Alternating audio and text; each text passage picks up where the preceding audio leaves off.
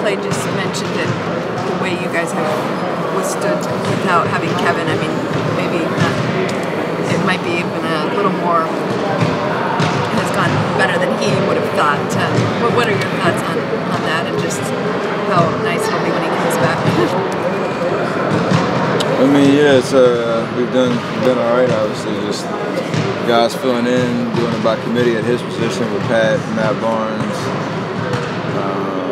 Ian, filling in those minutes and doing a great job of it.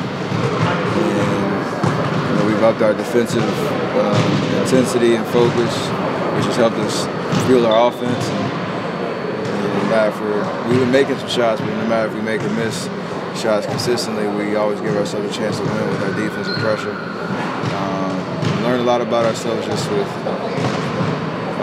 things we still need to work on going into the playoffs, and hopefully we can do that at full strength with Baby back. A lot of those things, are a lot of those, do you think, going to be applicable or will carry on easily when Kevin comes back? Because you will have to, I assume, sort of reset a bit when he does return.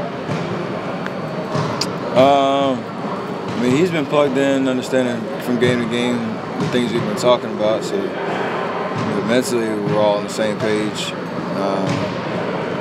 I wouldn't call it having to hit reset. It would just KD's such a smart player, understanding his skill level and his talent, that the things that we've been doing well, it will take us to another level, hopefully. So it shouldn't be much of a transition back, for him, just getting his legs underneath him, having missed so much time.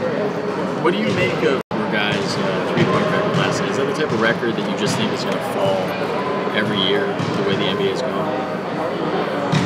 Probably not, because they shoot a lot of them, more than I think we do by like 9 in the game or something like that. So it's kind of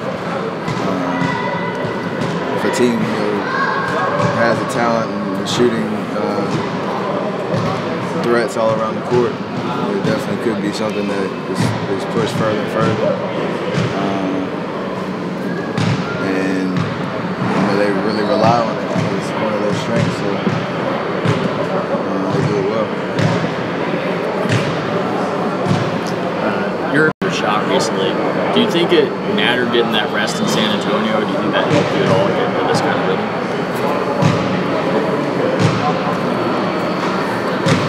I don't even know. I mean, it was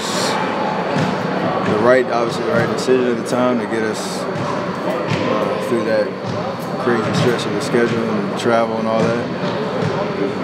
Maybe a little mental break for 24 hours was more helpful than I think, but really it's just a matter of just sticking with it. Like I was talked about during that run, not losing confidence, continue my routine and habits, and it would all turn around. So it's done. It's law of averages kind of taking over.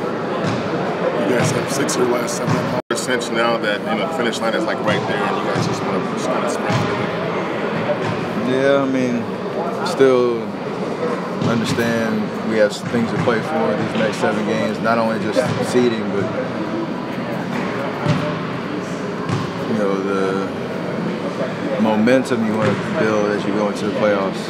That's huge. I think that's a highly underrated factor in team success in the playoffs, is how you finish the year. For us, these last 7 games are important. They're all at home. You want to leave Oracle every night feeling good about yourself, about your team.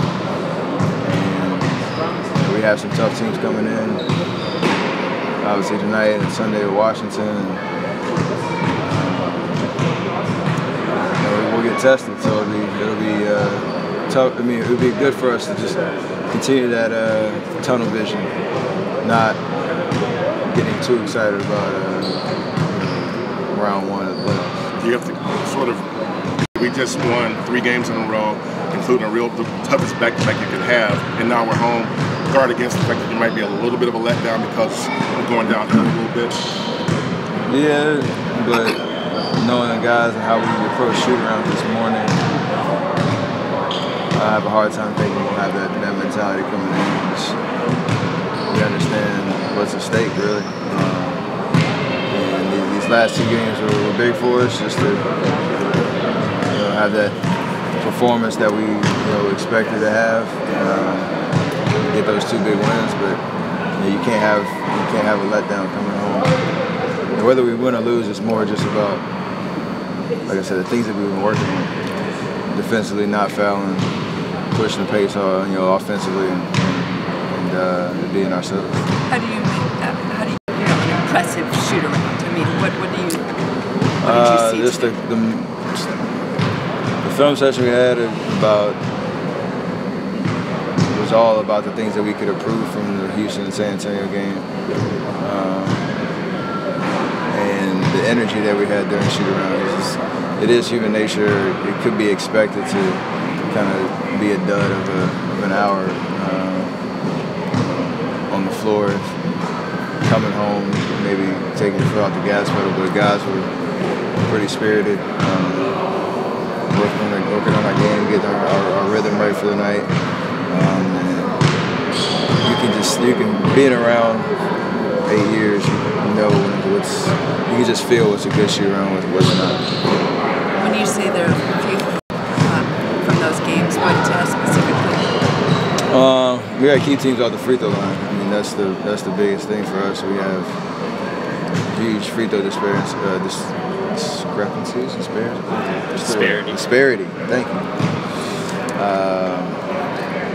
Last 2 games, and we've withstood that for the most part. But we don't want to make it hard on ourselves. If we play good defense, then we end the possession without fouling, and force them to make tough shots and not let them slow the game down, get to the free throw line, get points, and be able to set up their defense, especially against teams that really rely on that, like tonight.